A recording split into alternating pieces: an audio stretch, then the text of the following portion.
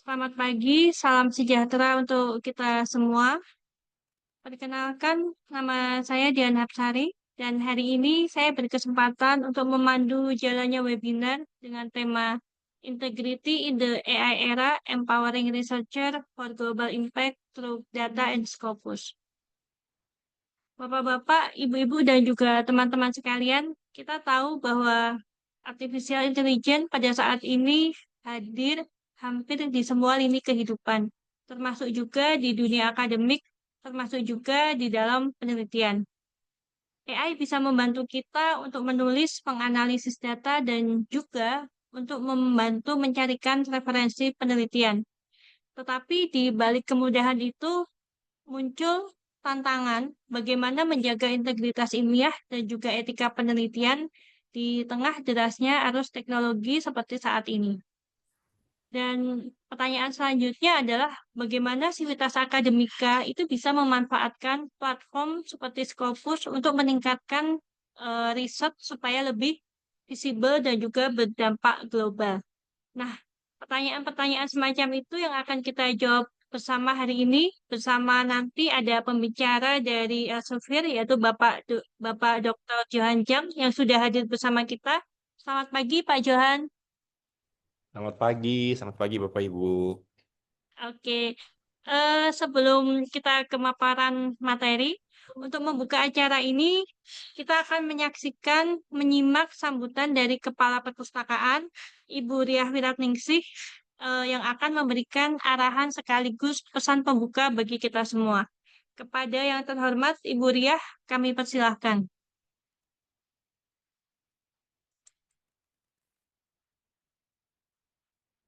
Assalamualaikum warahmatullahi wabarakatuh. Selamat pagi dan salam sejahtera untuk kita semuanya.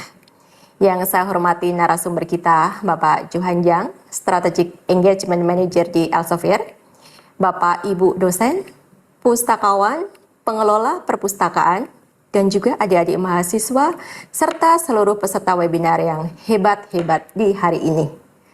Senang sekali kita bisa bertemu meskipun dalam Zoom melalui media daring, dalam suasana dan semangat yang tentunya penuh rasa ingin tahu. Hadirin, tema webinar bertema Integrity in the AI Era, Empowering Researcher for Global Impact Through Data and Scopus adalah webinar yang sangat menarik sekali yang akan kita ikuti pada hari ini. Tema ini sangat menarik dan relevan dengan tantangan akademik kita saat ini. Bagaimana menjaga integritas ilmiah di tengah kemajuan teknologi dan pemanfaatan kecerdasan buatan yang luar biasa cepatnya. Bapak Ibu hadirin semuanya, AI memang banyak membantu kita dari menelusuri data, menganalisis data, hingga membantu kita untuk publikasi ilmiah.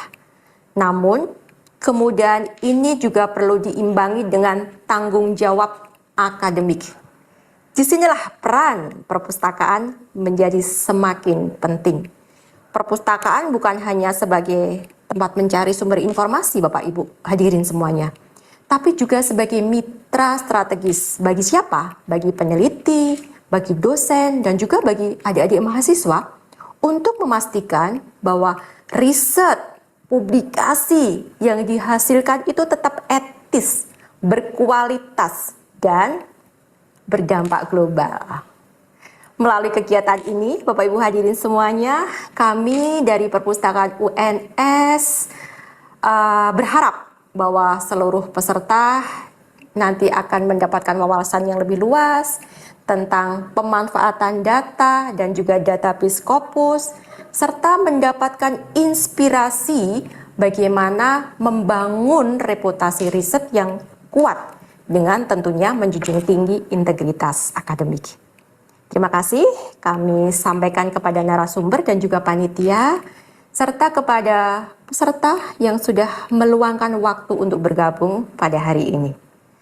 Semoga kegiatan ini bermanfaat, menambah pengetahuan, dan memotivasi kita semua untuk terus berkarya Semangat kolaborasi dan integritas tinggi di era kecerdasan buatan ini tetap kita jaga. Terima kasih. Wassalamualaikum warahmatullahi wabarakatuh. Waalaikumsalam warahmatullahi wabarakatuh. Terima kasih kepada Ibu Riah atas sambutan dan juga arahannya. Semoga semangat untuk kolaborasi dan juga integritas yang tadi disampaikan bisa menjadikan pegangan untuk kita dalam menghadapi tantangan riset di era AI ini. Baik, Bapak Ibu dan juga teman-teman sekalian, sebelum kita memasuki sesi pemaparan, kita akan melakukan foto bersama dahulu yang akan dipandu oleh host. Monggo, host.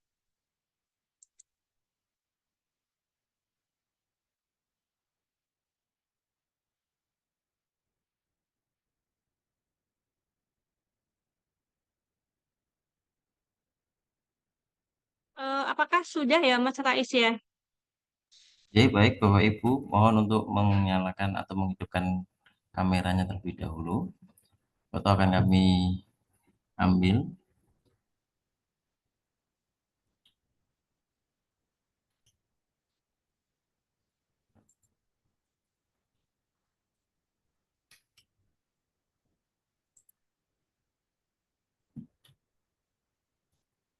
Sudah, Bu Dian? Terima kasih. Oke, sudah. Sebentar. Baik, selanjutnya kita akan langsung masuk ke sesi pemaparan bersama narasumber kita yaitu Dr. Johan Jang dari Elsevier. Beliau merupakan Strategic Engagement Manager di Elsevier. Kepada Pak Johan, kami persilahkan.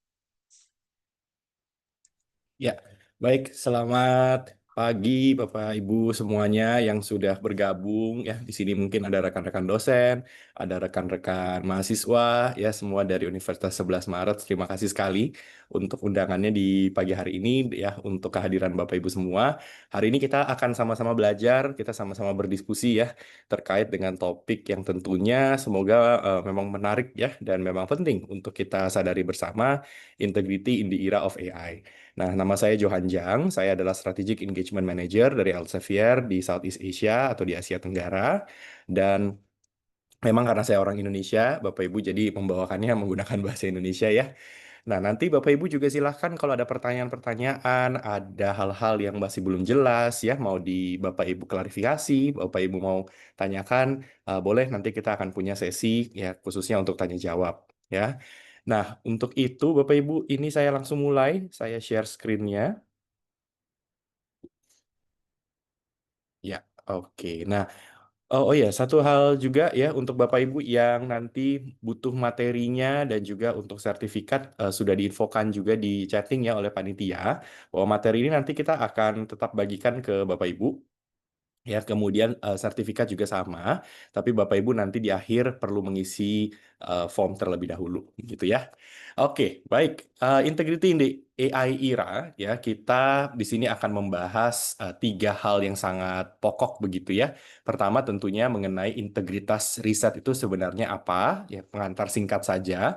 Kemudian nanti saya akan ceritakan juga bagaimana dari sudut pandang Elsevier, ya itu juga berinvestasi gitu ya untuk research integrity dan bagaimana kita sebagai authors juga perlu untuk memastikan kita menjaga integritas kita sebagai peneliti gitu ya. Oke, kita mulai yang pertama. Bapak Ibu, ya ini pengantar saja, ya hal-hal yang umum lah, yang seharusnya sudah kita ketahui bersama, ya sebagai bagian dari lingkungan sains begitu ya, lingkungan akademik begitu. Nah, kita memahami lah bersama bahwa di posisi kita sebagai orang-orang yang ada di lingkungan akademik, ya, apakah kita sebagai dosen atau bahkan kita sebagai mahasiswa, ya tidak harus S2, S3 Bapak Ibu ya, tapi bahkan mulai masuk di dunia perkuliahan pun, ya kita itu punya satu hal yang sangat penting untuk dijaga, yaitu integritas dari riset yang kita buat seperti itu ya. Nah, dan kita tahu bahwa di luar sana juga kita tidak lepas ya dari berbagai macam kasus yang kemudian tidak baik untuk dunia sains ya, seperti macam-macam kasus plagiarisme, penipuan riset ya, dan lain-lain lagi baik yang terjadi di Indonesia maupun di luar Indonesia. Nah, hal ini tentu satu hal yang sangat-sangat disayangkan. Kenapa? Karena integritas dari riset itu sangat penting untuk menjaga yang namanya science ya, yang namanya komunitas ya, lingkungan dari scientific community. Nah, kalau kita tidak menjaga integritas dari riset kita, yang terjadi adalah nantinya science ini akan nilai dari science ya, nilai dari ilmu pengetahuan itu akan semakin rendah ya. Masyarakat akan mulai mempertanyakan ya, atau mungkin sudah mempertanyakan apa sih sebenarnya manfaat ya kita membuat penelitian, kita publikasi penelitian, gitu ya, karena mereka mungkin tidak merasakan ya dari dampak-dampak tersebut. Nah, kalau kita saja sudah di posisi di mana kita sulit nih, masih sulit gitu ya untuk bisa menyampaikan, mengkomunikasikan nilai dari sains kepada kehidupan masyarakat. Nah, kalau itu saja sudah masih sulit, kalau kita tambah lagi ya, dengan kita tidak punya integritas dalam publikasi riset, maka yang terjadi adalah nilai dari sains makin rendah ya. Masyarakat dari tidak percaya lagi dengan ilmu pengetahuan, dan itu akan masuk ke titik yang sangat berbahaya untuk kehidupan kita sebagai manusia gitu ya. Bayangkan kalau masyarakat tidak lagi percaya dengan obat-obatan yang dibuat oleh lab gitu ya, oleh farmasi gitu, karena risetnya tidak benar misalnya gitu ya, atau tidak lagi trust terhadap katakanlah dunia pendidikan, karena misalnya para peneliti di dunia pendidikan kalau publikasi ilmiah itu asal-asalan, datanya dipalsukan gitu ya, dan lain-lain, itu akan sangat berbahaya. Itulah kenapa kita harus memang menjadi orang yang lebih idealis dalam hal bagaimana kita publikasi ya, riset untuk masyarakat umum seperti itu. Nah, kemudian siapa sih yang bertanggung jawab begitu ya untuk memastikan bahwa riset itu punya integritas? Nah, kalau kita lihat sebenarnya banyak sekali yang bertanggung jawab ya. Publisher salah satunya ya. Jadi kita pun di Elsevier sebagai penerbit kita punya tanggung jawab untuk hal ini. Tapi di sisi lain juga kita mengharapkan authors pastinya ya, Bapak Ibu semua, dosen, mahasiswa punya integritas, institusi juga sama. Jadi kita juga mengharapkan ya pastinya institusi sadar betul akan pentingnya integritas riset, tidak asal-asal mengiyakan atau menormalkan hal-hal yang tidak berintegritas. Editor-editor jurnal ya, mereka juga punya tanggung jawab untuk memastikan apapun yang dipublikasikan sudah sesuai dengan kaidah-kaidah yang seharusnya. Para reviewer ya dari artikel-artikel kita ya, mereka juga kalau melihat ada hal-hal yang janggal, hal-hal yang aneh, nah itu menjadi tugas untuk para reviewer memastikan artikel tersebut tetap bisa berintegritas, dan tentunya government ya, jadi pemerintah, di mana tentu banyak sekali policies, kebijakan-kebijakan yang mengedepankan integritas dari riset. Nah, intinya semua pihak yang memang terlibat dalam proses penelitian ya sampai dengan publikasi perlu untuk memastikan bahwa kita sama-sama menjaga integritas ini. Nah, saya mungkin share sedikit ya Bapak Ibu tentang bagaimana kita nih di Elsevier memastikan integritas itu kita jaga. Baru nanti kita ke sudut pandangnya dosen dan mahasiswa ya. Tapi sekarang kita coba lihat sudut pandangnya publisher dulu nih. Ya, kita safeguarding science itu seperti apa. Nah, kata kuncinya di sini adalah investing ya. Dengan kata lain bahwa kita sadar betul bahwa sebagai publisher dan publisher terbesar di dunia, Elsevier itu punya satu tanggung jawab ya untuk melihat untuk bisa melihat ya apa yang terjadi di dunia riset, kemudian hal-hal yang kita harus lakukan gitu ya untuk menyikapi hal tersebut. Nah, kita punya prinsip bahwa confidence in research ya, kepercayaan masyarakat terhadap riset ya. Nah, kepercayaan masyarakat terhadap riset itu fundamental. Jadi tidak itu harga mati gitu Bapak Ibu. Ya. Dan kenapa seperti itu? Karena yang namanya ilmu pengetahuan, yang namanya sains ya, itu adalah ujung tombak untuk kita bisa kita bisa sebagai manusia gitu ya, kita bisa address, kita bisa menyikapi apa yang terjadi di dunia. Ya, berbagai macam tantangan global, ya baik itu mungkin tentang climate change atau tentang kesehatan masyarakat ya dan lain-lain, itu bisa diselesaikan ya dengan ilmu pengetahuan yang semakin maju. Nah, karena itu ya, researcher, para peneliti itu harus bisa membangun ilmu pengetahuan ini, tapi mereka harus bersumber dari penelitian-penelitian yang bisa mereka andalkan, yang mereka bisa juga percayai gitu, Bapak Ibu. Nah, tapi kita juga melihat bahwa integritas dari science ya itu juga punya banyak sekali tantangan-tantangannya. Nah, kita ambil dari salah satu hasil penelitian dari laporan dari World Economic Forum ya, di mana di World Economic Forum tantangan nomor 4 nih Bapak Ibu ya, menurut riset ini adalah misinformation and disinformation ya. Jadi misinformation ini ya, tidak lepas dari bagaimana kemudian peran dari riset masuk ke dalam misinformation tersebut. Ya, riset-riset yang tidak benar, riset-riset yang dipublish di jurnal-jurnal predator, riset yang tidak yang sebenarnya bukan riset gitu ya, tapi datanya ditipu. Nah, itu hal-hal yang kemudian jadi tantangan global juga. Nah, karena itu apa yang dilakukan oleh Elsevier yang pertama adalah kita punya sistem check and safeguards at every step. Maksudnya apa? Nah, seluruh proses yang dilakukan, mulai dari Bapak Ibu submit artikel penelitian di jurnal Elsevier, itu melalui proses yang sangat-sangat panjang dan sangat-sangat ketat. Ya, kita tahun 2024 menerima 3,5 juta paper, ya, tetapi kita hanya publikasi 720.000 paper. Nah, ada artikel-artikel kalau di awal saja kita sudah melihat bahwa ini punya kecenderungan pelanggaran etika, pelanggaran etika dalam penelitian begitu ya, pasti sudah kita tolak duluan ya. Dan investasi ini juga bukan investasi yang murah Bapak Ibu karena seluruh proses itu tidak semudah yang kita bayangkan. Di belakang layar banyak sekali hal yang harus kita lakukan ya. Nah, kemudian kita menerapkan prinsip retraction.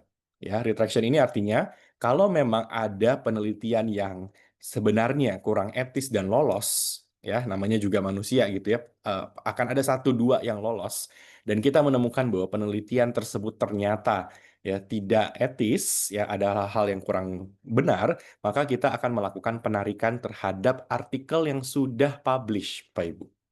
Ya. Meskipun artikel itu sudah publikasi misalnya beberapa bulan yang lalu atau 1 tahun yang lalu, tapi kalau kita ketemu, ya kita random check, kita ketemu atau kita dapat laporan dari para peneliti ya di seluruh dunia bahwa tolong deh cek deh penelitian ini tuh aneh, penelitian ini begini dan begitu dan seterusnya, dan memang kita ternyata ketemu, kita akan melakukan retraction. Ya, di Scopus Bapak Ibu bisa lihat ya, itu ada satu filter yang namanya retraction. Jadi paper-paper yang tadinya sudah publikasi, tapi akhirnya nggak kita tarik kembali. Ya, karena sangat bahaya ketika paper tersebut tetap publish, tetap ada di luar sana, tetapi kemudian ada kesalahan-kesalahan fatal di dalam paper tersebut. Ya, itulah kenapa kita juga menerapkan prinsip retraction. Kemudian kita juga invest di teknologi ya. Ini Elsevier sebenarnya kita investasi ya double digit begitu ya, artinya tens of millions of dollars untuk kita bisa punya mesin-mesin ya software-software di belakang layar yang khusus untuk memeriksa integritas dari riset. Ya, jadi kita investasi di teknologi-teknologi ini, di mana salah satunya dari teknologi tersebut adalah kita bisa memasukkan semua paper yang disubmit ya sebanyak 7.500 paper per jam ya untuk melakukan pengecekan terhadap berbagai potensi adanya malpraktek begitu dalam publikasinya ya. Nah, ini macam-macam yang dilakukan ya oleh software-software seperti ini, misalkan pengecekan terhadap konten yang Bapak Ibu publish ya, jangan-jangan konten ini sudah pernah dipublikasikan di jurnal lain. Nah, itu satu hal yang kita lakukan. Atau ya konten ini atau paper ini sebenarnya adalah hasil translate dari bahasa, misalkan bahasa Indonesia, sudah pernah publikasi di jurnal terindeks Sinta, tapi kemudian ditranslate ke bahasa Inggris, lalu disubmit lagi ke Elsevier gitu ya. Nah, itu kita bisa melakukan deteksi-deteksi seperti itu. Ya, citasi lah, image lah, dan lain-lain. Yang bahkan sekarang ya kita juga fokus terhadap frase-frase AI. Ya, jadi kita bisa mendeteksi juga apakah penelitian ini adalah penelitian yang dibuat oleh manusia atau jangan-jangan ini dibuat oleh AI. Ya, nah itu hal-hal yang kita lakukan. Kemudian ya kita juga mempublikasikan satu software lah begitu ya, namanya Integrity Hub. Nah, Integrity Hub ini ya itu kita sharing, jadi bukan hanya punya Elsevier ya, tapi kita buat ini dan kita sharing ke penerbit-penerbit lain. Ya, gunanya buat apa? Gunanya adalah kita melakukan pengecekan secara spesifik ya untuk melihat bagaimana hasil sebuah penelitian ya itu kita bandingkan dengan submission sebelumnya. Ya, misalkan peneliti-peneliti ini semoga tidak terjadi ya di UNS di Bapak Ibu, tapi salah satu yang kita sering temukan adalah peneliti suka submit artikel di beberapa jurnal sekaligus, padahal itu tidak etis. Ya, Bapak Ibu submit artikelnya di jurnal Elsevier, kemudian submit lagi di jurnal penerbit lain gitu ya. Nah, di Software Integrity Hub kita bisa mencari tahu apakah artikel tersebut ya dilakukan double atau triple atau quadruple submissions gitu Bapak Ibu. Ya. Kenapa? Karena kita tidak mau sebuah artikel itu ya jangan sampai dipublish di beberapa penerbit sekaligus ya atau menghabiskan waktu daripada reviewer dan editor ya karena Bapak Ibu asal-asal submit saja ke berbagai berbagai publisher begitu, berbagai jurnal.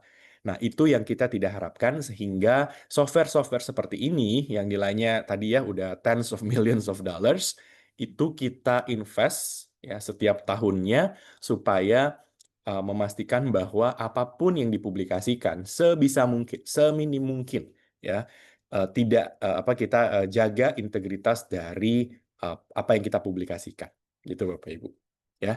Nah, itu kalau dari sudut pandangnya publisher ya, investment kita, step-step yang kita lakukan ya, apa yang kita pastikan bisa terjadi. Nah, tapi kita juga pastinya ya mengharapkan bahwa authors pun sebagai peneliti pun juga melakukan fungsinya ya melaksanakan kewajibannya untuk menjaga integritas riset daripada dalam arti kita yang harus 100% tanggung jawabnya di publisher itu tidak mungkin ya kita juga mengharapkan authors pun melakukan hal-hal yang menjaga integritas tersebut. Nah, apa saja sih yang sebenarnya kita sebagai dosen, sebagai peneliti, mahasiswa harus jaga? Ya, yang harus kita jaga itu ada setidak-tidaknya 7 poin ini nih Bapak Ibu. Ya, 7 poin ini gampang-gampang, sebenarnya gampang aja sih ya, bukan hal-hal yang mungkin baru ya Bapak Ibu juga sudah tahu ya, tapi reminder lagi nih ke Bapak Ibu ya bahwa pastikan 7 hal ini tidak Bapak Ibu jaga gitu. Ya. Nah, pertama itu soal authorship Bapak Ibu. Ya, soal authorship ini masalah nama siapa yang ditaruh di penelitian tersebut. Ya. Nah, kalau kita lihat ya biasanya kan memang satu penelitian itu tidak sendiri ya, ada authornya, ada co-authorsnya, kan gitu ya. Nah, yang kita kadang-kadang temukan adalah co-authors yang ditaruh di dalam di penelitian itu sebenarnya tidak berkontribusi terhadap penelitian tersebut. Ya, padahal co-authors itu harus punya kontribusi yang signifikan. Nah, kontribusi signifikan itu apa sih? Di sini ada 4 nih kriterianya Bapak Ibu. Ya, pertama, memang ada kontribusi ke dalam proses riset. Ya, tidak harus semua, tidak harus dari ujung ke ujungnya gitu ya. Tapi setidak-tidaknya, misalnya co-authors ini berkontribusi ke bagian data acquisition. Jadi cari-cari data gitu ya, atau di bagian pengolahan data, atau di bagian melakukan pendalaman literatur atau apa gitu. Ya, jelas bahwa author itu punya andil yang jelas dalam penelitian tersebut. Ya, kedua, author ini baca artikelnya dan baca versi draftnya, Bapak Ibu, ya, dan juga melakukan revisi. Jadi waktu kita submit, nanti kita dapat revisi, co-authors pun tahu apa yang harus direvisi. Ya, baca hasilnya tuh apa. Ya, bantu melakukan revisi tersebut. Ya. Kemudian approve the final version. Jadi co-authors itu juga waktu artikelnya sudah di-approve oleh jurnal, ya, itu co-authorsnya harus baca dulu. Ya, baca dulu, oke, baru iya, ya boleh sebagai co-authors. Dan co-authors ini punya tanggung jawab, ya, apapun yang terjadi pada paper tersebut yang sudah publish, ya, positif dan negatifnya itu semua bagian dari bagian dari apa yang harus diokekan begitu ya oleh co-authors tersebut. Ya, syukur-syukur kalau citasinya banyak ya co-authorsnya juga dapat. Tapi kalau ternyata papernya melakukan pelanggaran etika dan akhirnya harus kena retraction, maka co-authorsnya juga kena, Bapak Ibu. Ya, karena itulah authorship itu jadi hal yang sangat mendasar. Kita harus pahami hal-hal ini harus dipenuhi oleh semua co-authors. Nah, yang nggak boleh itu seperti ini. Misalnya ghost author. Ya, kalau ghost author itu mereka itu sebenarnya adalah authors ya yang punya kontribusi tapi namanya tidak dimasukkan ke dalam paper tersebut. Ya, ini biasanya kalau kita taunya ghost writer gitu ya. Jadi kita bayar orang itu yang nulis paper kita, yang ngetik paper kita, tapi tidak masuk ke dalam co-authors. Itu jelas tidak baik begitu ya, tidak berintegritas gitu. Kedua, guest author. Nah, kalau yang guest author ini adalah kita memasukkan nama co-authors, tapi sebenarnya mereka tidak berkontribusi apa-apa gitu, Bapak Ibu. Ya. Nah, atau give author. Kalau give author adalah kita memasukkan nama sama, mereka juga tidak berkontribusi apa-apa, tapi kita masukkan nama tersebut karena kita nggak enak aja sama orangnya gitu.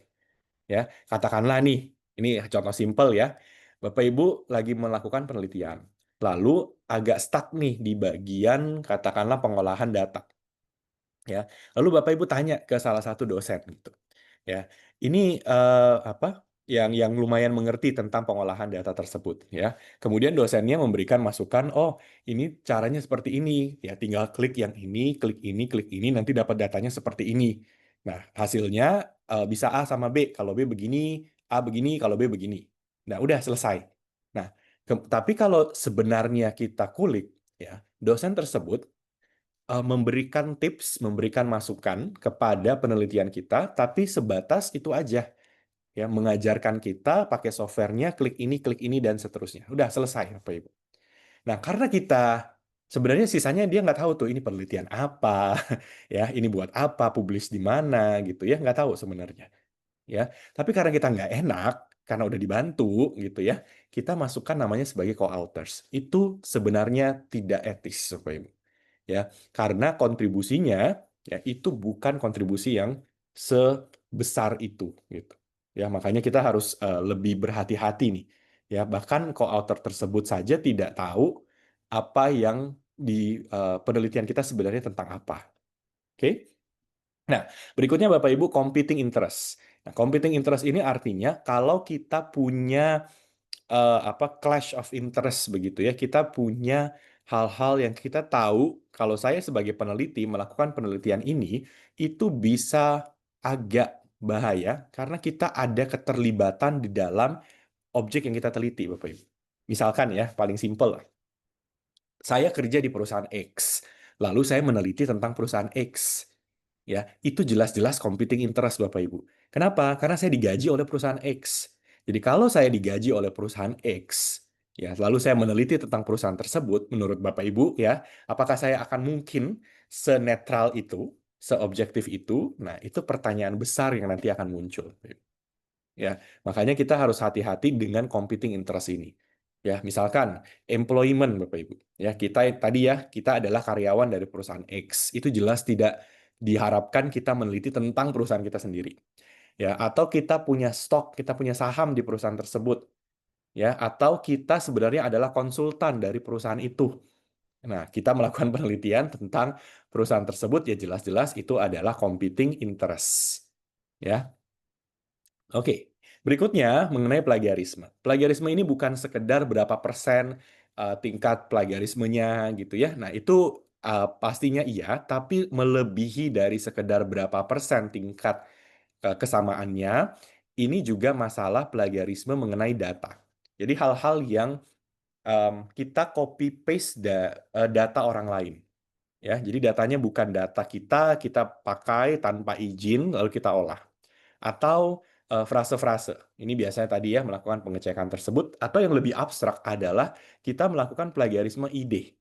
Ya, plagiarisme ide itu apa sih? Kita sebenarnya mengcopy ide orang lain yang katakanlah dipublikasi di jurnal nasional, tapi kita persis ya idenya sama, lalu kita buat dalam versi bahasa Inggris. Ya, nah itu jelas adalah plagiarisme terhadap ide dan konsep seperti ini.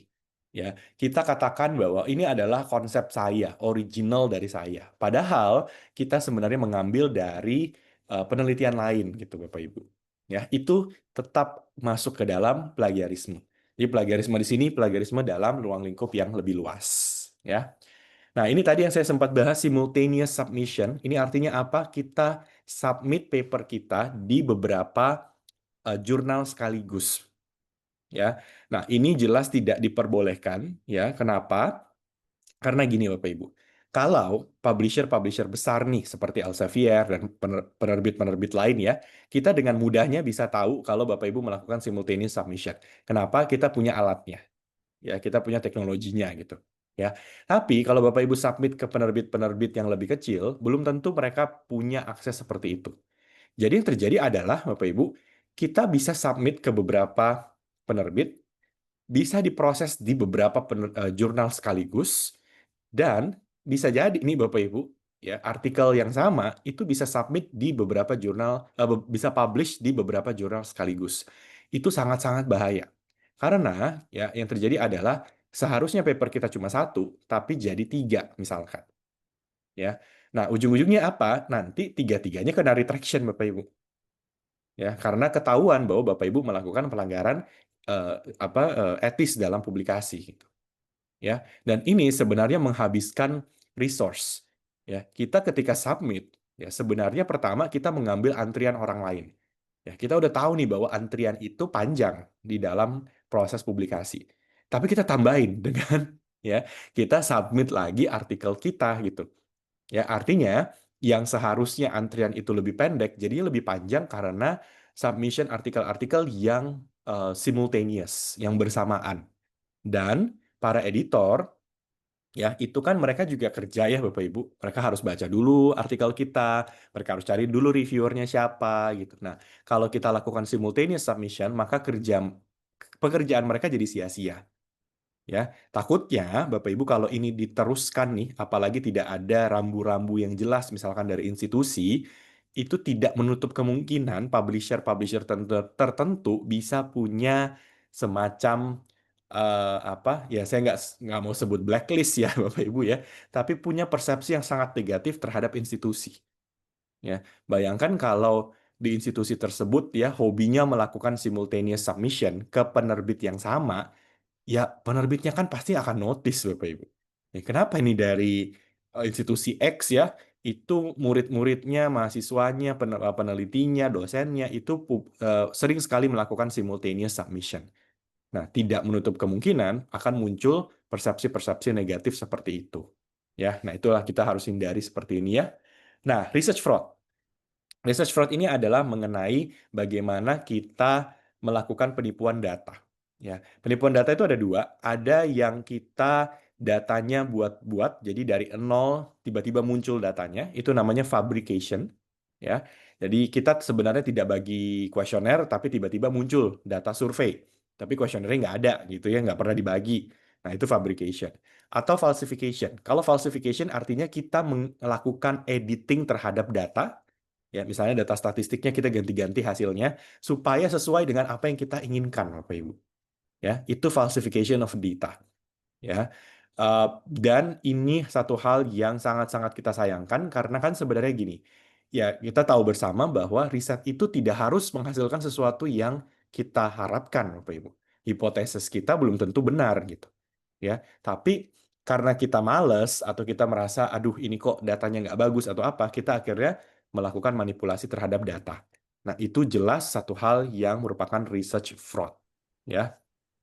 Nah, Bahkan sekarang juga bisa jadi manipulasi image. Ini nanti kalau bicara Gen AI gitu ya, kita bisa mengubah-ubah gambar, kita bisa kita bisa minta AI buatkan kita fotonya, gambarnya gitu. Nah, itu juga merupakan research fraud ya. Nah, kemudian berikutnya salami slicing. Kalau salami slicing ini yang dilakukan adalah seperti ini. Bapak Ibu punya satu penelitian. Penelitian ini lumayan kompleks, ya, lumayan kompleks, lumayan panjang. Terus yang terjadi adalah karena penelitiannya lumayan panjang, yang terjadi Bapak Ibu membagi satu penelitian menjadi beberapa penelitian, ya. Padahal prinsip berpikirnya itu sama, ya. Research gap-nya itu sebenarnya sama. Ya, tapi karena Bapak Ibu melihat, wah ini penelitian saya panjang, saya bisa split jadi 3-4 penelitian, Bapak Ibu akhirnya menjadikan itu menjadi 3-4 paper. Ya, lalu submit ke berbagai macam jurnal. Nah, itu namanya salami slicing. Ya, ini juga tidak diperbolehkan Bapak Ibu ya, karena sebenarnya apa? Prinsip dari riset itu kan selalu dimulai dari research gap. Ya, kalau kita tahu bahwa research gap-nya itu dan kita mau menemukan jawaban yang paling bisa menjawab research gap-nya, tapi kita split jadi beberapa penelitian, yang terjadi adalah yang baca itu akan merasa bahwa penelitian ini memang belum selesai, dia akan melanjutkan ke penelitian lain, tapi penelitian lain itu sebenarnya Bapak Ibu sudah bikin, cuma dipublikasikan di artikel yang lain. Ya, yang terjadi adalah nanti si peneliti itu merasa, loh, kok saya kayak ditipu gitu. Ya, oh ternyata udah ada nih penelitian dari orang yang sama, dari peneliti yang sama, tapi dia bagi-bagi ke berbagai penelitian yang lain gitu. Jadi yang saya baca itu cuma sekilas sebenarnya. Ini kayak penggalan jadinya tuh harusnya dia bacanya lengkap, tapi ini kayak cerpen yang dipotong-potong ada episode-episodenya gitu Bapak Ibu. Tapi masalahnya episodenya itu menyebar ke berbagai macam eh, penerbit gitu. Ya, nah ini yang sangat bahaya dengan model salami slicing seperti ini nih. Ya, jadi Bapak Ibu kita juga harus cukup aware ya terhadap seperti ini. Nah, next lagi Bapak Ibu sebentar ya. Oke, ini tadi ya sudah ada ya kenapa salami slicing itu tidak diperbolehkan ya. Nah, berikutnya nih Bapak Ibu ya, itu adalah masalah mengenai generative AI. Ya, nah kita udah tahu bersama ya bahwa generative AI itu ya ada gitu ya, generative AI itu memang tidak bisa kita stop juga gitu ya.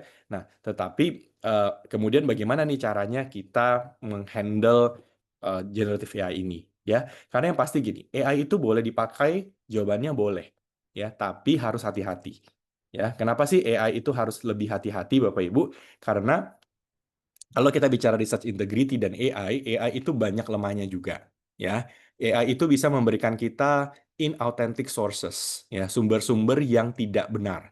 Ya, misalkan kita pakai ChatGPT, kemudian keluar jawabannya, ada sumbernya, tapi kalau diklik sumbernya itu nggak ada.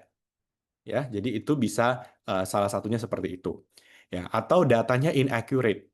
Ya, memang AI-nya mengeluarkan data, tapi data itu sebenarnya tidak benar gitu. Waktu kita cek ke sumbernya datanya beda. Ya. Kemudian bisa juga loss of human expertise.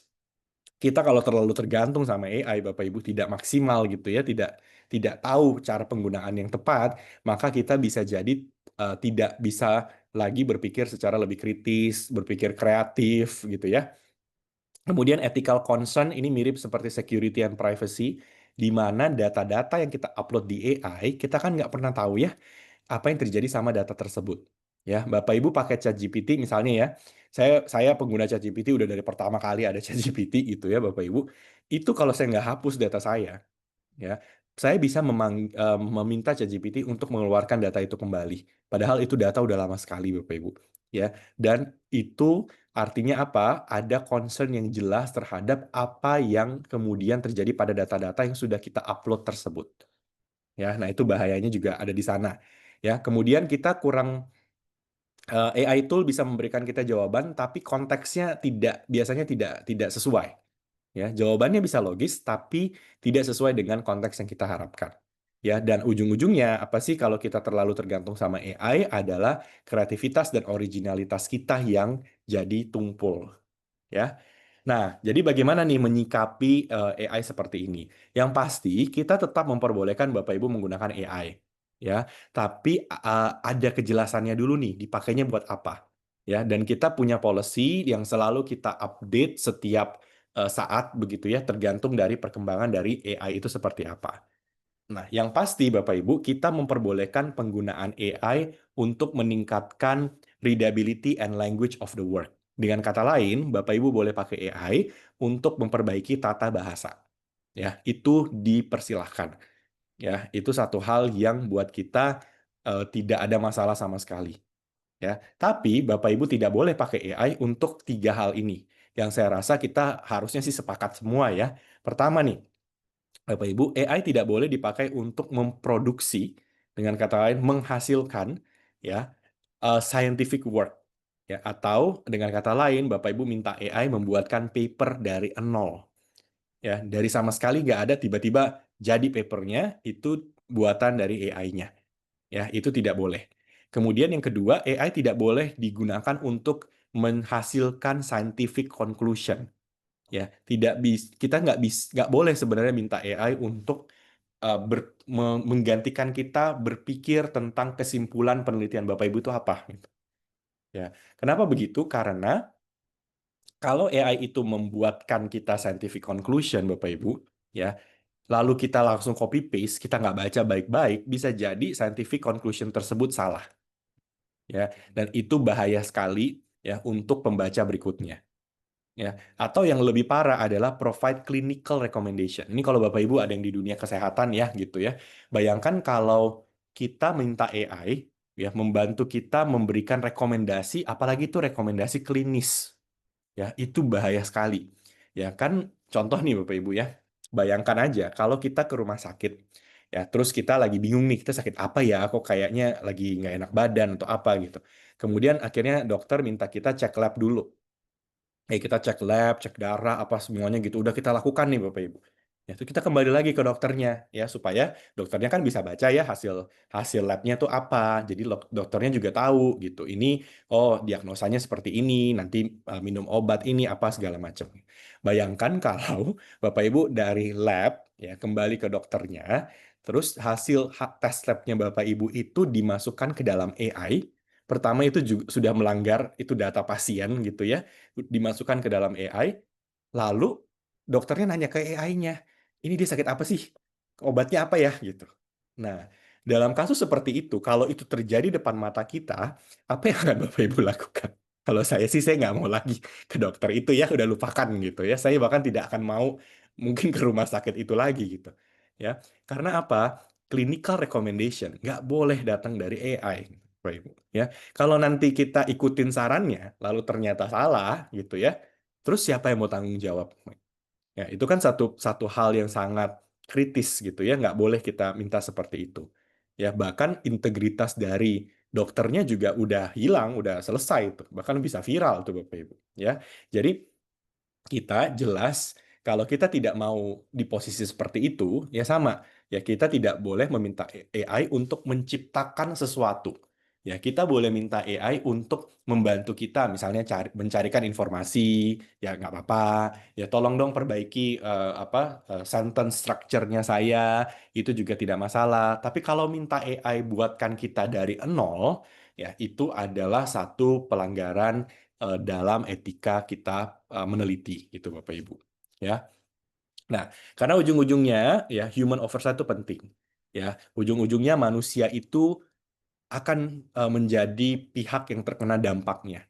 Ya, jadi kalau kita sebagai manusia tidak melakukan pengecekan seperti ini, maka ya bisa jadi hasil dari AI itu bias, bisa jadi tidak lengkap, bisa jadi malah salah ya. Dan kenapa harus ada human oversight? Karena ujung-ujungnya yang tanggung jawab adalah author-nya. Ya, ujung-ujungnya yang tanggung jawab adalah manusianya. Ya, kan nggak mungkin seperti kasus tadi ya, kalau AI-nya salah, kan nggak mungkin yang dicari AI-nya, mau cari siapa Bapak Ibu, nggak ada gitu bentuk wujudnya gitu. Jadi yang dicari tetap manusianya. Oh kamu bikin penelitian ternyata asal-asalan, ternyata hasilnya tidak benar, oh ternyata ini buatan AI, tapi ini sudah merugikan banyak orang begitu. Nah, terus yang tanggung jawab siapa? Tetap author-nya, Bapak Ibu. Apalagi kalau author yang katakanlah cuma numpang nama, wah itu lebih parah lagi, ya. Jadi ini satu hal yang jadi kuncinya kenapa AI itu kita harus lebih hati-hati, ya. Nah, lalu kalau misalkan saya pakai AI nih buat penelitian saya, kan memang ada beberapa yang boleh ya, seperti tadi nih perbaikan kalimat gitu ya. Em, apa itu saya pakai AI gitu. Terus saya harus mengungkapkan atau tidak gitu. Apakah saya harus disclose? Saya harus ungkapkan ke publik bahwa memang penelitian ini pakai AI. Jawabannya harus, Bapak Ibu. Ya harus, tapi yang kita minta tuh seperti ini.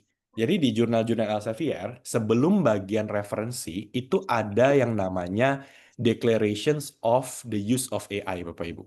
Ya, jadi ada satu semacam paragraf singkat. Nah, ini Bapak Ibu boleh copy paste aja, nggak masalah. Ya, ini paragrafnya yang saya taruh di kotak ini nih.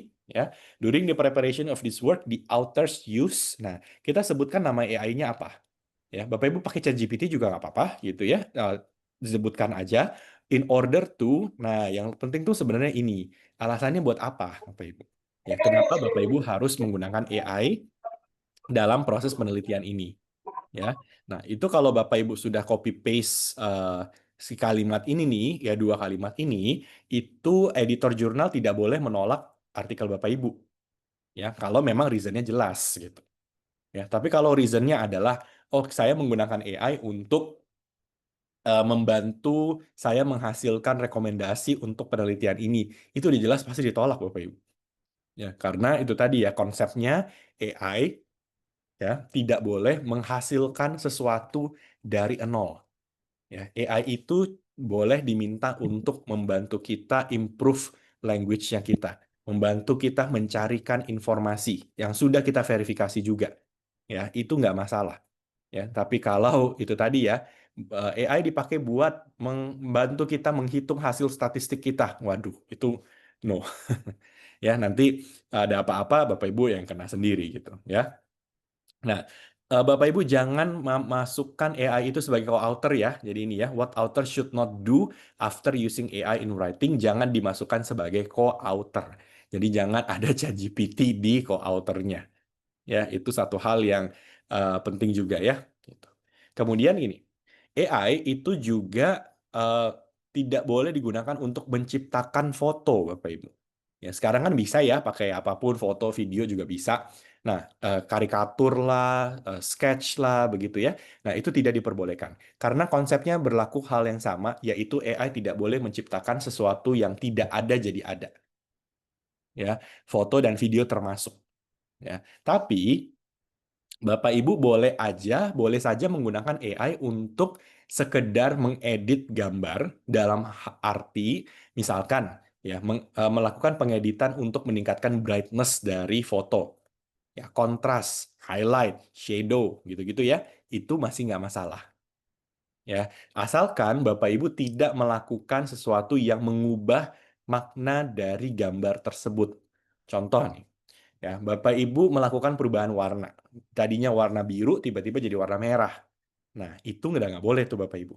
Ya, karena apa yang terjadi? AI menghadirkan sesuatu yang baru kan? Ya, tadinya biru jadi merah gitu. Ya, tapi kalau sekedar itu tadi ya hanya brightness, highlight, shadow, kontras, ya pakai AI silahkan. Ya. Nah, kemudian ini satu hal terakhir yang saya share itu adalah mengenai ini AI yang ada di software. Nah, ini agak-agak tricky nih Bapak Ibu. Ya, misalkan Bapak Ibu menggunakan software, software ini punya AI. Ya, terus pertanyaannya kan adalah begini, software itu boleh dipakai nggak ya? Karena softwarenya ada AI-nya nih. Nah, jawabannya tergantung AI-nya ngapain dulu di Bapak Ibu. Ya, misalnya ya, Bapak Ibu pakai software, kemudian AI di dalam software itu bisa membaca hasil datanya Bapak Ibu, lalu langsung mengeluarkan rekomendasi.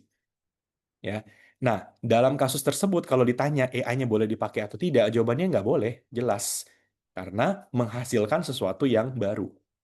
Ya, seperti itu. Tapi kalau AI-nya, ya lebih ke arah misalkan ya, saya pakai software, kemudian AI itu bisa melakukan tracing data supaya melihat apakah ada data yang outlier.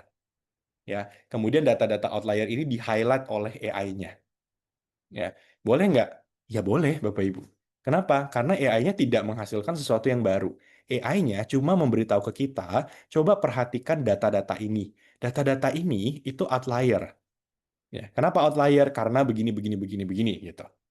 Ya, terus salah nggak kita kalau pakai AI seperti itu? Jawabannya tidak salah. Karena AI-nya sekali lagi hanya memberikan kita rekomendasi, coba cek datanya seperti ini. Ya, jadi itu tadi ya, selama AI itu tidak menghasilkan sesuatu yang baru, maka silakan Bapak Ibu boleh menggunakan software yang punya AI. Ya, ya itu prinsip paling pentingnya di sana. Ya, nah semoga cukup jelas ya Bapak Ibu ya, karena kembali lagi ya, PR kita ya bukan kita harus menjaga integritas riset. Di mana di era AI pastinya ini lebih challenging lagi. Ya, banyak hal-hal baru yang kemudian terjadi. Nah, tapi prinsip dasarnya selama kita mengikuti kaidah-kaidah tadi, selama kita tahu bahwa AI itu membantu kita lebih efisien tapi bukan menghasilkan sesuatu yang baru, silahkan Bapak Ibu. Malah kita sangat mendukung kalau Bapak Ibu pakai AI, nggak masalah sama sekali, ya, asalkan kita tetap menjaga integritas tersebut. Ya, nggak ada salahnya kita malah kalau di Elsevier ya, buat kita AI itu adalah partner. Ya, selama AI itu tidak menggantikan kita, AI itu adalah partner kita dalam penelitian, silahkan gitu. Ya, bahkan kita dukung sekali ya supaya apa? Sains itu berkembang dengan lebih cepat, Bapak Ibu. Ya, AI itu bisa membuat sains berkembang begitu cepatnya karena apa? AI membantu efisiensi dari proses penelitian yang tadinya bisa berbulan-bulan jadi cuma bisa katakanlah itu bisa selesai dalam hitungan hari. Ya, pengolahan data yang tadinya lama sekali sekarang bisa selesai dalam hitungan katakanlah menit gitu. Ya, itu semua ada AI yang membantu kita. Ya, dan nggak masalah asalkan kembali lagi ya, kita tahu rambu-rambunya seperti apa. Ya. Nah, ini terakhir saya share juga ke Bapak Ibu ya, kalau ini berita yang sangat menggembirakan pastinya, ya seharusnya, ya bahwa di Elsevier pun kita juga pakai generative AI di berbagai macam softwarenya kita. Ya, termasuk Science Direct dan Scopus juga ada AI-nya. Ya, kalau Scopus Bapak Ibu mungkin sudah tahu ya, tahun lalu kita sudah rilis Scopus AI. Ya, Bapak Ibu juga mungkin sudah mulai pakai gitu Scopus AI-nya dan itu sangat-sangat powerful lah begitu ya dengan segala macam fitur-fiturnya. Nah, tapi sekarang ya Bapak Ibu ini juga sekaligus memberikan informasi ya mewakili pihak perpustakaan juga ya bahwa per bulan ini pun ya per 20 Oktober Bapak Ibu ya. Jadi baru saja berapa hari yang lalu, Bapak Ibu juga sudah punya akses meskipun baru trial untuk Science Direct AI. Ya, jadi Science Direct itu usianya udah 25 tahun. Ya, tahun ini kita rilis Science Direct AI.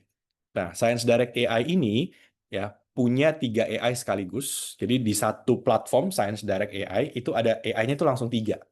Ya, dan ini sangat berguna untuk Bapak Ibu bisa lebih cepat dalam eksplorasi konten dan memahami konten.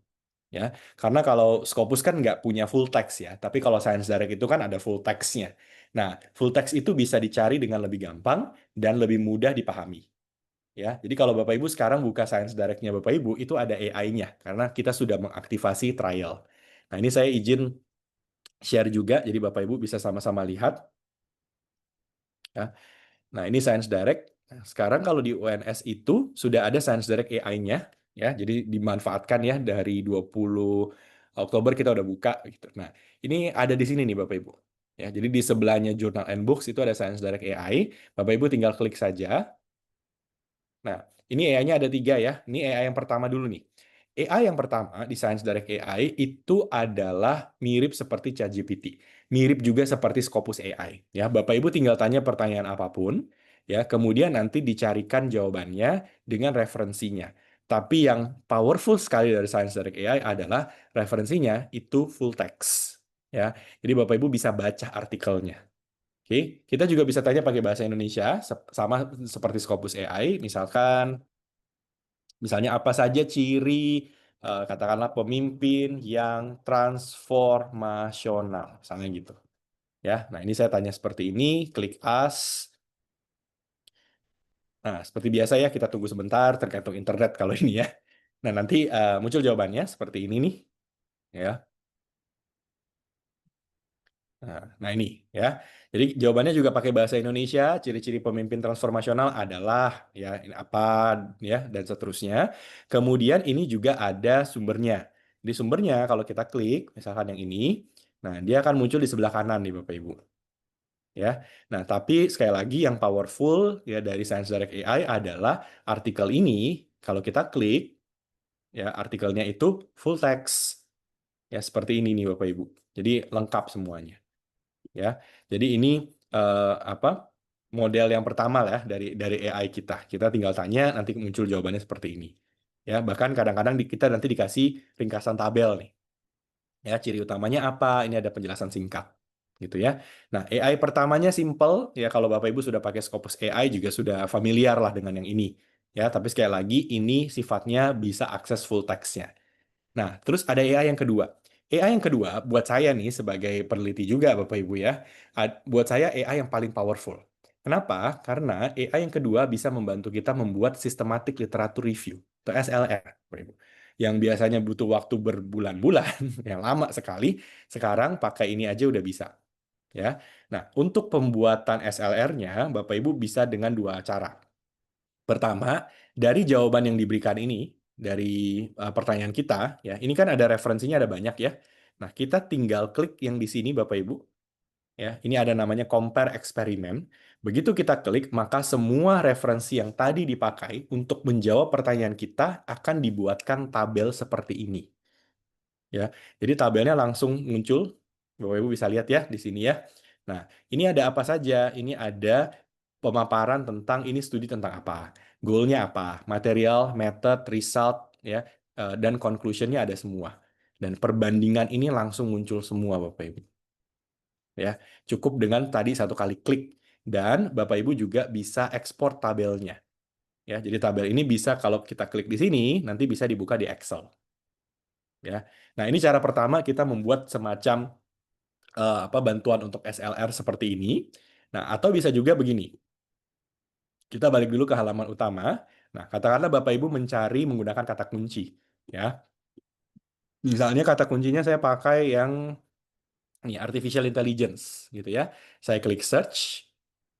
Nah, umumnya yang kita lakukan dengan model di Science Direct ini kan adalah kita klik artikelnya, kita baca dulu satu-satu, gitu ya. Kita download dulu satu-satu, baru kita masukkan untuk proses SLR, misalnya gitu. Nah, tapi sekarang bisa juga Bapak Ibu tidak harus download dulu satu-satu, tapi Bapak Ibu compare dulu. Ya, Bapak Ibu bandingkan dulu nih beberapa penelitian ini.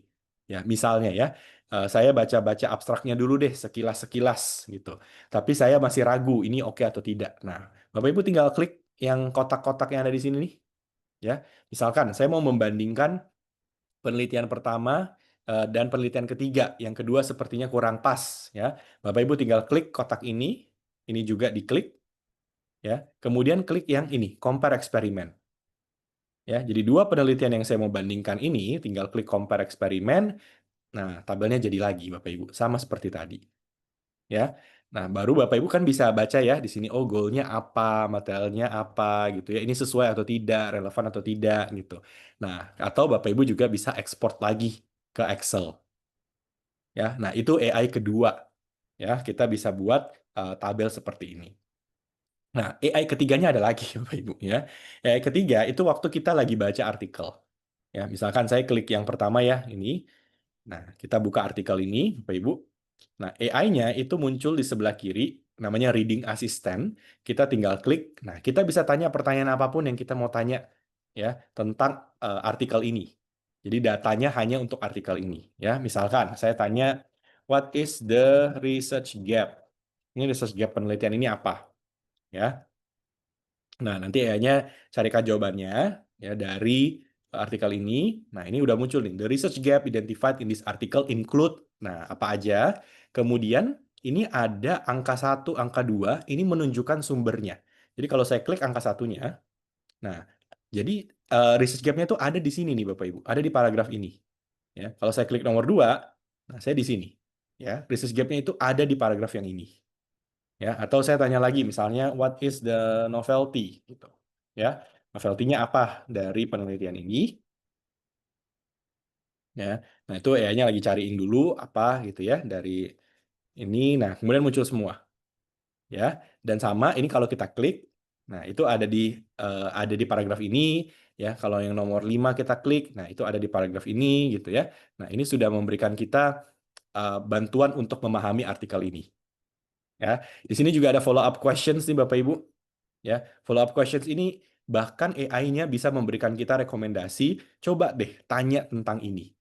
Ya, contoh nih ini lumayan oke ya pertanyaannya. How does this study approach of combining social comparison theory and social learning theory contribute to the novelty? Bahkan AI-nya aja kasih tahu ke kita, tanya deh, ya bagaimana para peneliti itu menggunakan dua teori, ya dan di mana dua teori itu kemudian berkontribusi terhadap novelty dari penelitian ini. Kan pinter ya, gitu nanyanya ya. Nah, kita tinggal tanya. Ya, kita klik aja, nanti si AI-nya cari kan jawabannya tuh ini gitu Bapak Ibu. Nah, ini ya. Jadi teori itu digunakan dengan cara bla bla bla bla gitu ya. Dan di study extend social learning theory ya. Kenapa? Ya, studi ini membangun lagi teori ini ya karena ya studi ini menemukan bla bla bla bla bla gitu. Ya. Nah, dan ini semua tetap kalau kita klik ada sumbernya gitu ya.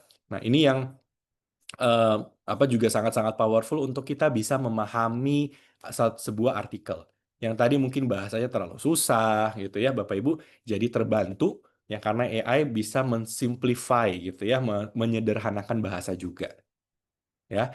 Nah, jadi sekali lagi Bapak Ibu ya di UNS saat ini sudah kita running trial Science Direct AI-nya.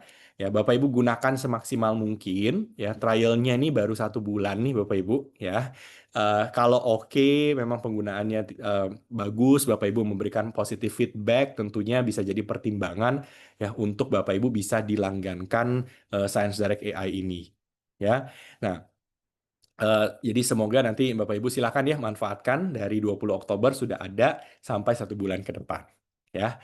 Nah, mungkin itu pemaparan dari saya Bapak Ibu ya, baik tadi terkait dengan bagaimana research integritas itu kita harus jaga, dan yang kedua adalah tentang tadi ya bagaimana Bapak Ibu juga sudah punya akses nih ke Science Direct AI sehingga full text yang sudah ada bisa dimanfaatkan dengan lebih maksimal lagi. Ya. Oke, itu pemaparan dari saya. Silakan kalau Bapak Ibu ada pertanyaan, ya ada hal-hal yang mau didiskusikan lebih lanjut, bisa kita diskusikan gitu ya. Nah, ini saya kembalikan ke Budian untuk menjadi moderatornya kita. Terima kasih Bapak Ibu semuanya. Iya. Baik, terima kasih banyak kepada Pak Johan atas pemaparan yang sangat inspiratif. Jadi menarik sekali ya. Jadi banyak sekali hal baru yang bisa kita eksplor supaya riset kita itu semakin eh, kelihatan gitu.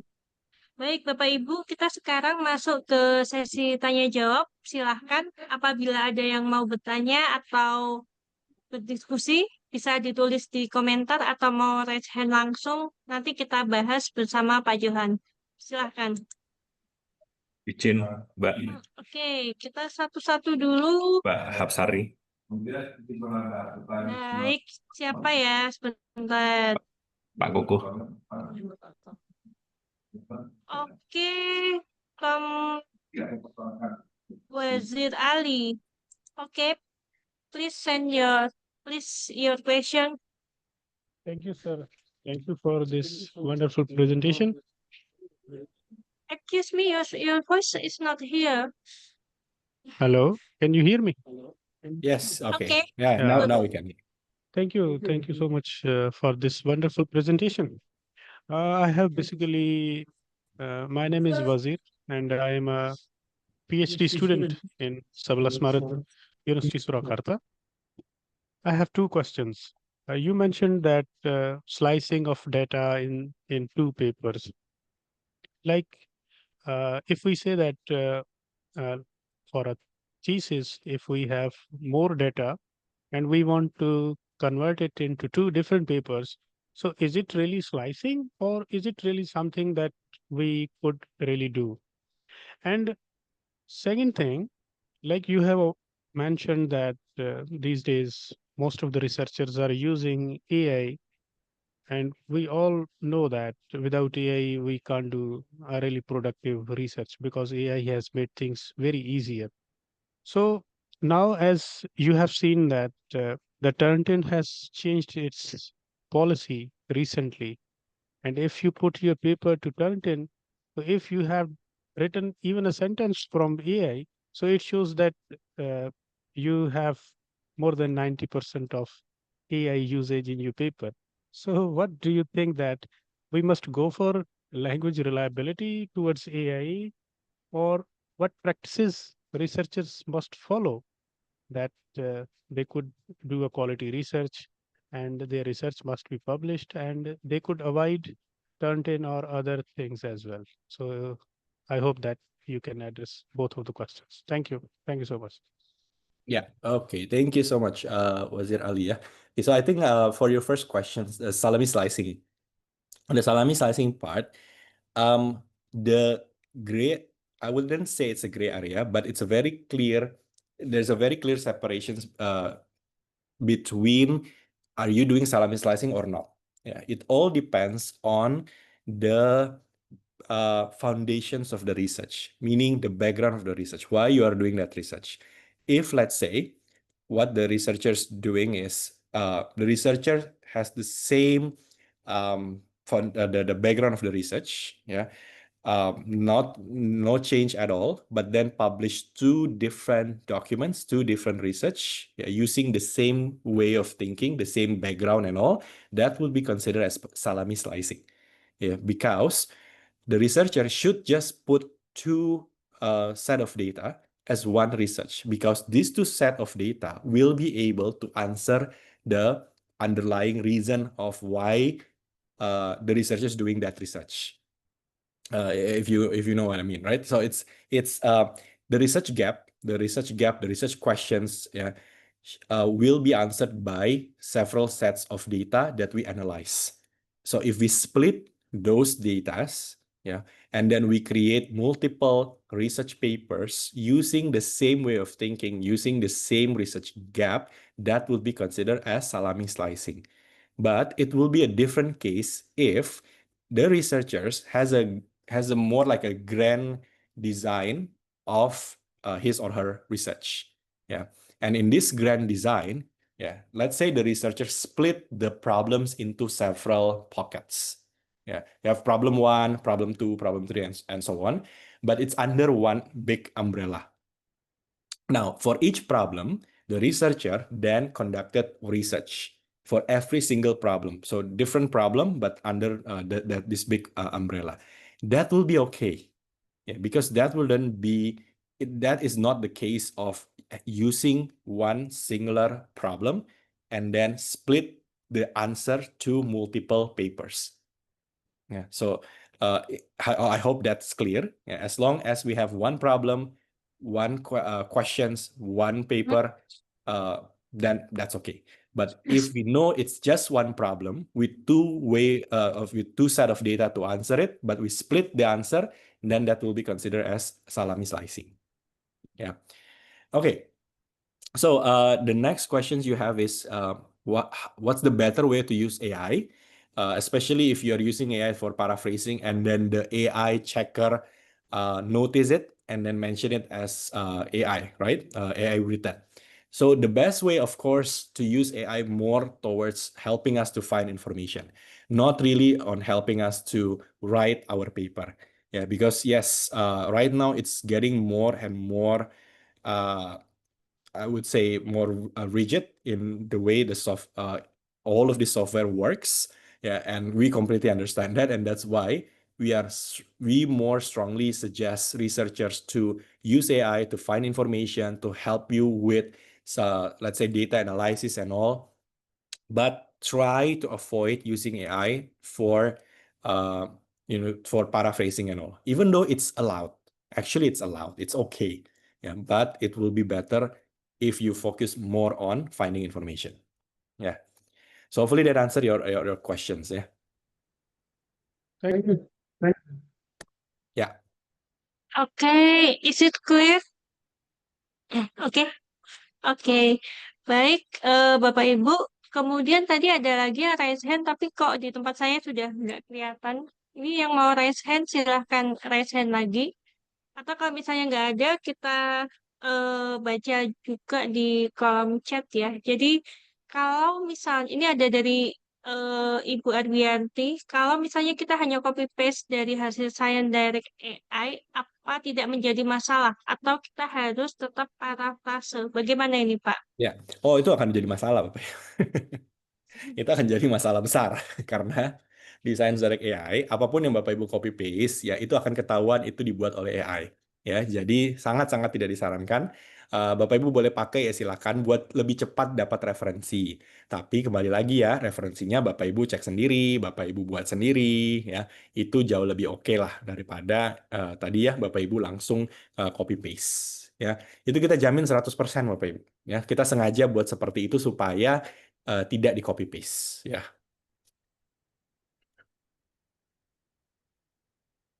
Oke, begitu jawabannya dari Pak Johan. Ada lagi ini teman-teman yang mau bertanya? Boleh chat, boleh raise hand. Ya, tadi sepertinya ada beberapa yang raise hand ya, Bapak Ibu ya. Tapi Ada ya, sebentar Pak. Saya cek, cek, oh, cek. tadi Bapak. Ya.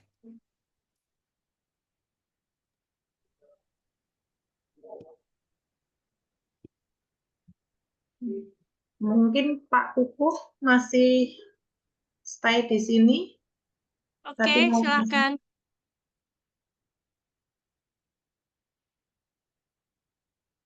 Saya kok agak putus-putus ya, Bu ya? Minta izin bertanya, Bu. Oke, silakan Bapak.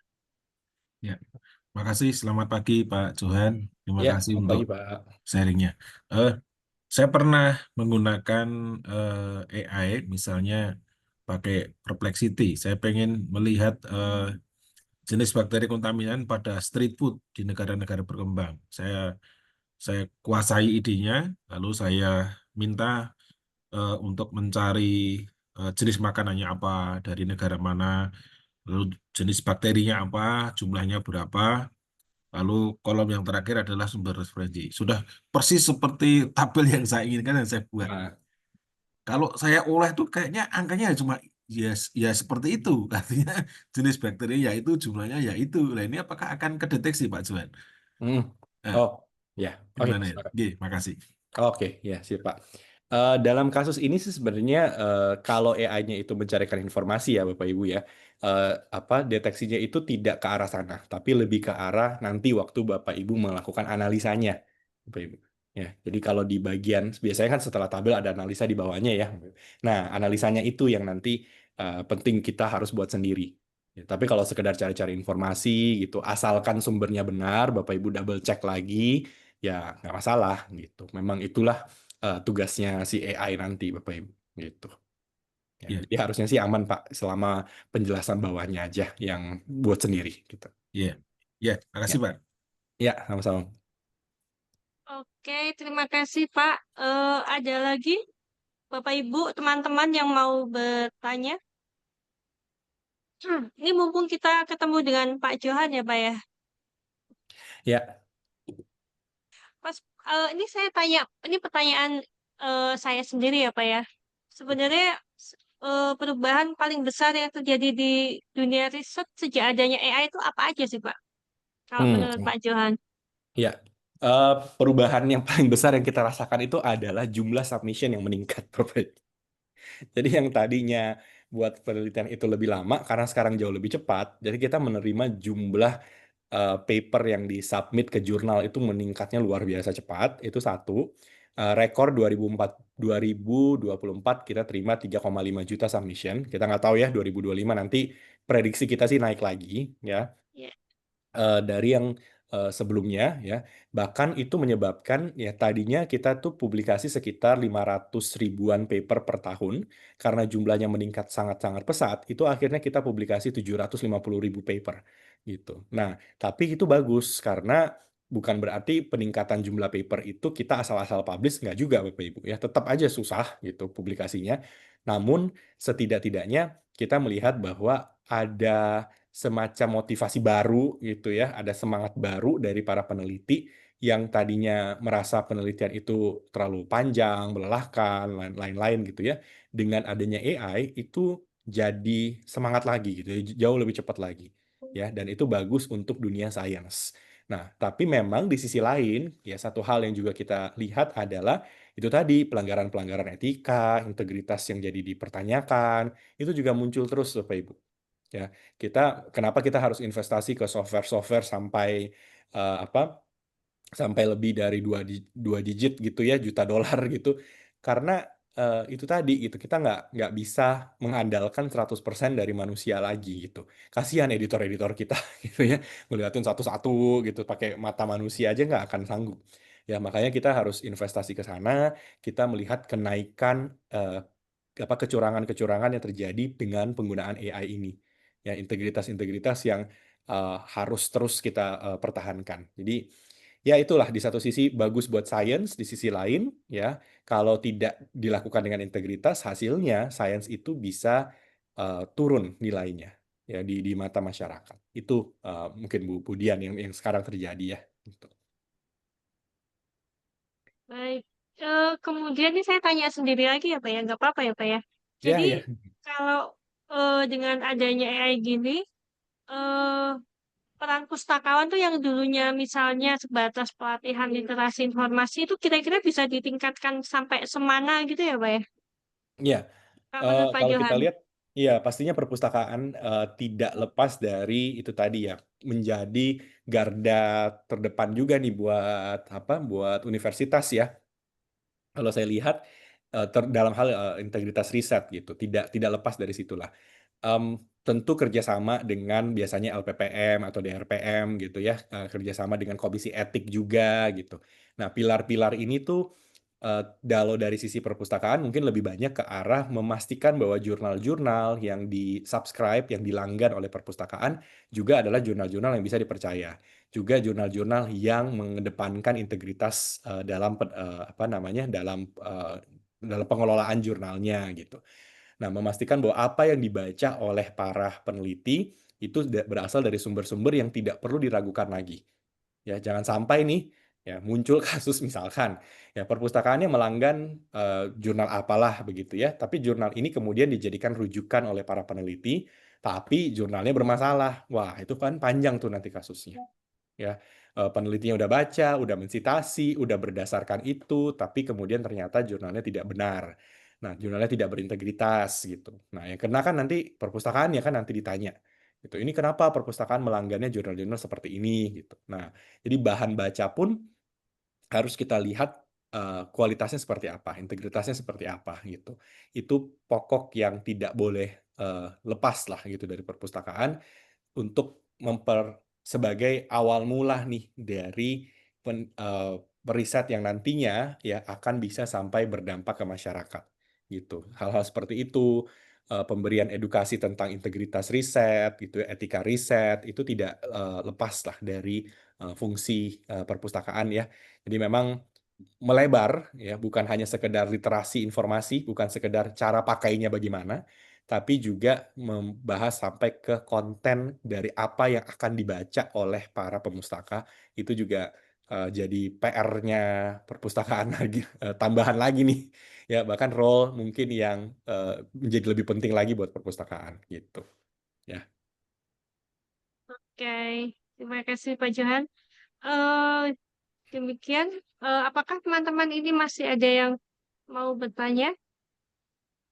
Di chatting sepertinya ada Bu Dian. Oh ada, sebentar saya cek dulu. Ya. Oke, ini dari Bu Adrianti. Oh, presentasi toleransi penggunaan AI di Science Direct ada apa tidak? Ada rekomendasi alat deteksi yang dipakai sebelum submit. Oke. Oke, kalau ini nggak ada Bapak Ibu, karena memang Science Direct itu tidak ada alat checking AI-nya. Ya, jadi di Elsevier itu kita nggak punya alat checking AI, kita juga biasanya pakai software lain ya dari perusahaan lain lah. Ya, perusahaan-perusahaan yang mungkin juga Bapak Ibu sudah cukup familiar ya gitu. Jadi saran dari kami sih biasanya pakailah yang memang sudah direkomendasikan oleh universitas ya supaya sama nih. Ya, kita pakai universitas pakainya apa, rekomendasinya apa, Bapak Ibu juga seharusnya sih punya akses ya. Nah, supaya itu tadi deteksi AI-nya bisa dicek di situ. Ya, kalau kami kita punya berbagai macam software, tapi tidak untuk pengecekan AI atau pengecekan plagiarisme. Ya sama, kita juga pakai dari software lain lah, perusahaan lain gitu, Bapak Ibu. Ya. Oke, terima kasih. Kayaknya sudah tidak ada lagi yang mau bertanya. Baik. Oke, jadi luar biasa sekali ya diskusi kita hari ini. Kita di sini juga belajar bahwa AI itu bukan pengganti peneliti, tetapi sebenarnya merupakan alat bantu yang luar biasa.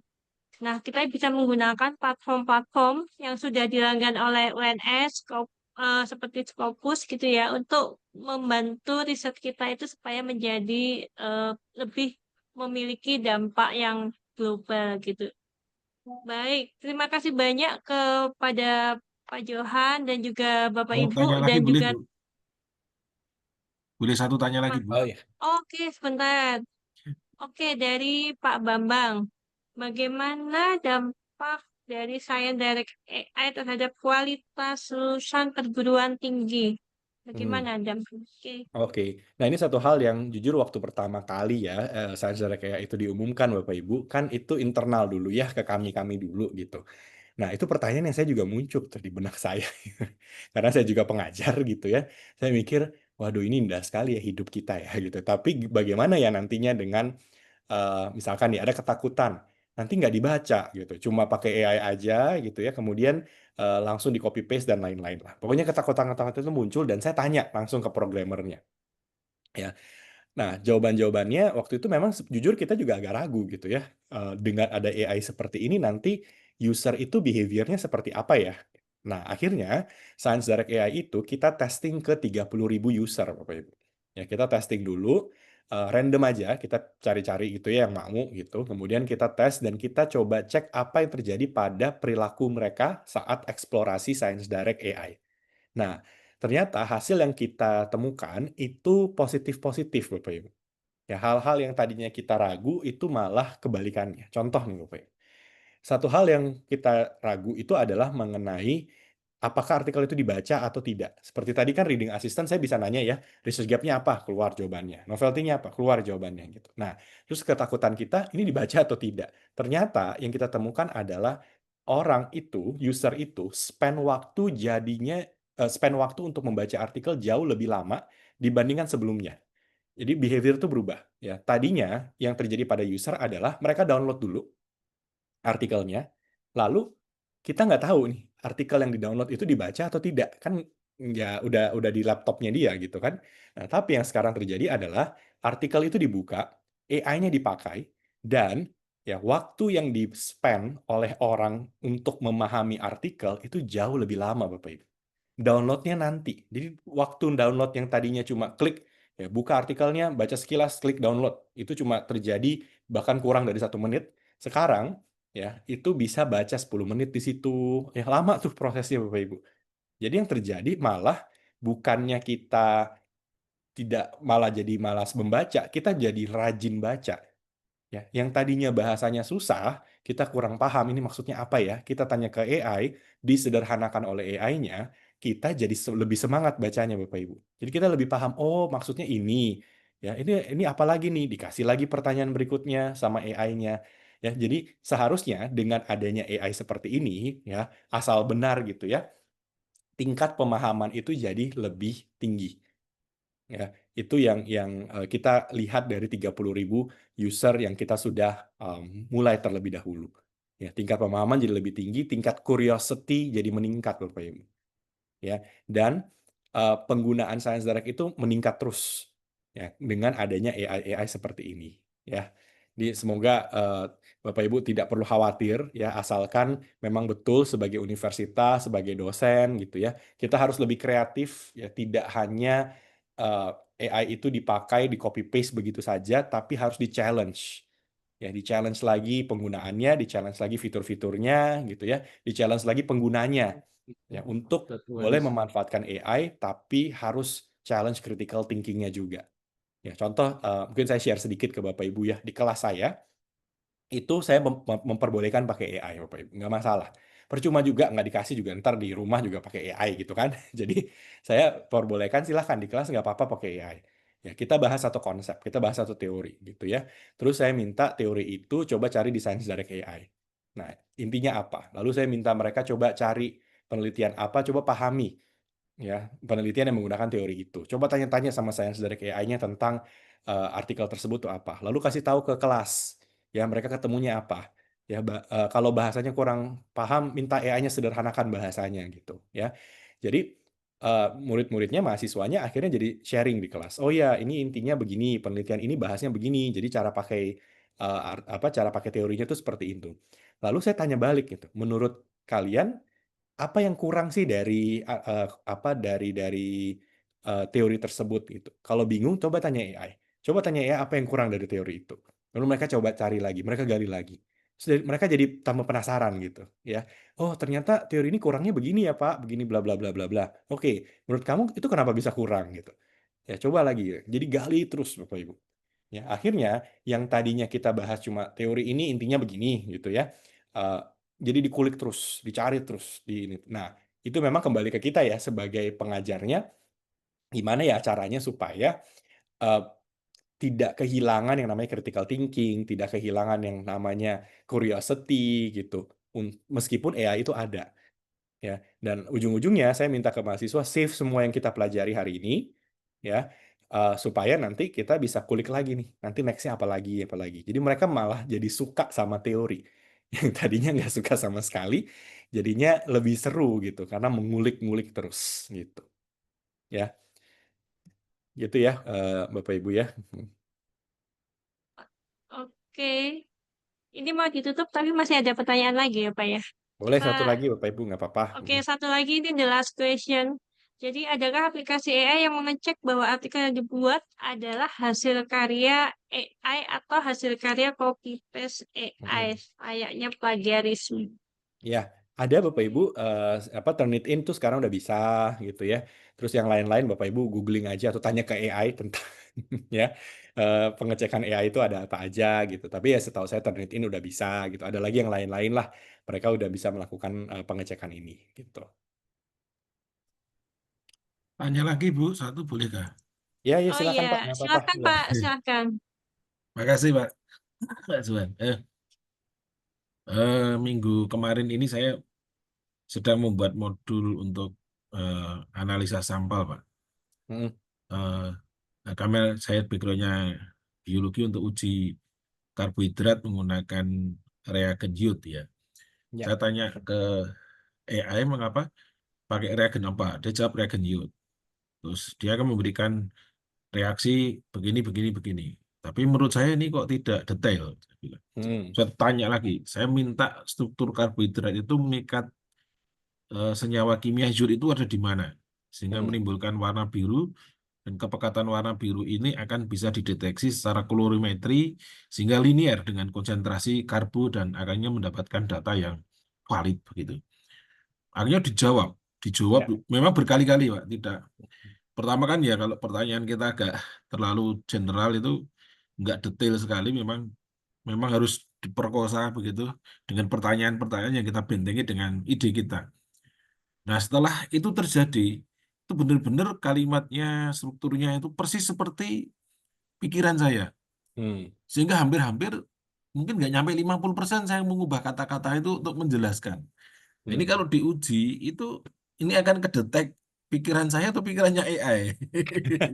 Baik, Pak Juhan. Saya juga, ini kalau saya publikasi buku ini belum ada yang sampai sedetail itu, bahwa karbohidrat punya gugus alfa 14 yang membentang lalu mengikat di Mm, antara struktur itu lalu menimbulkan warna biru yang pekat yang seiring dengan konsentrasi atau jumlah kadarnya begitu. Itu wah, ini kayaknya belum ada nih buku-buku ini gitu. Tapi mm. jujur tapi sebenarnya AI itu melaksanakan perintah saya, ide saya muncul di situ, hampir-hampir saya nggak nyampe separuhnya mengubah kalimat itu. Nah ini kalau dideteksi, sebenarnya pikiran saya itu pikirannya AI. Itu Pak Zuan, terima kasih. Ya, oke. Baik, Pak. Nah, sebenarnya gini, kalau AI-nya membantu Bapak membuatkan kesimpulannya, itu akan terdeteksi tuh AI, Pak. Kalau sampai dia membantu membuatkan kesimpulannya tuh begini, harusnya begini gitu. Ya. Nah, Beda kalau AI itu cuma sekedar tadi yang waktu Bapak sampaikan gitu ya.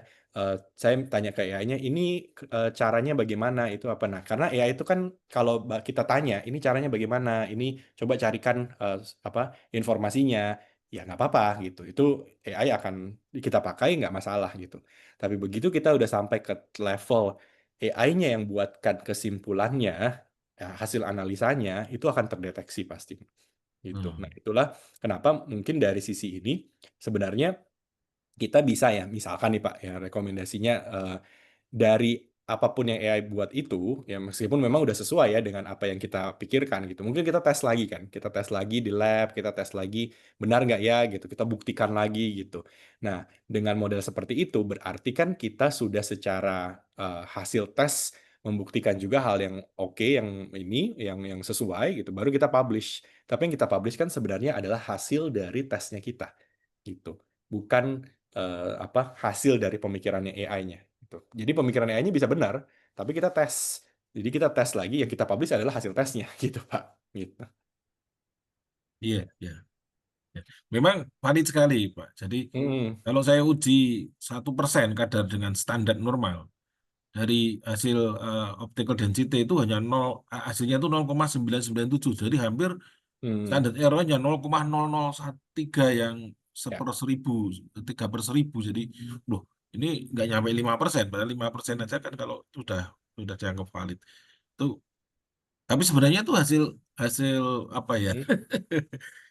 Memang idenya dari saya, tapi yang Ya. membuat pikiran detail itu memang bantuan AI gitu. Meskipun kalimatnya saya mengkalimatkan, tapi tidak sampai ke kesimpulan, Pak. Ya. Oke. Ya kalau nggak sampai kesimpulan nggak apa-apa Pak. Maksudnya ya AI-nya kan menjadi teman diskusi kita gitu. Iya, betul. Ya. Ya. Makasih Pak Johan. Ya, Makasih Bu. sama Pak. Baik, ini menarik sekali sebenarnya Pak ya. Oke, tapi bagaimanapun memang tadi seperti sudah dibilang Pak Johan bahwa AI itu digunakan sebagai alat ya Pak ya, bukan pengganti gitu ya Pak ya. Eh, Terima kasih kepada Pak Johan, kepada Bapak Ibu dan juga teman-teman yang sudah aktif mengikuti webinar ini dari pagi sampai siang ini. Jangan lupa untuk mengisi daftar hadir supaya bisa mendapatkan sertifikat. Kemudian pesan-pesan dari perpustakaan ini bagi Bapak Ibu yang ingin terus update kegiatan yang ada di perpustakaan berikutnya, nanti silahkan memantau di website perpustakaan di www.library.unshcid ataupun di media sosial perpustakaan. Baik, saya Dian Hapsari, pamit undur diri. Sampai jumpa di acara perpustakaan berikutnya. Tetap semangat dan tetap berintegritas. Terima kasih. Wassalamualaikum warahmatullahi wabarakatuh. Terima kasih. Salam, makasih. Terima kasih Pak Bapak Johan. Ibu. Ya, Terima sama-sama kasih Pak. Pak Terima Johan. kasih. Yeay. Terima kasih Pak Johan. Bismillah Bapak Ibu, Bismillah. Terima kasih.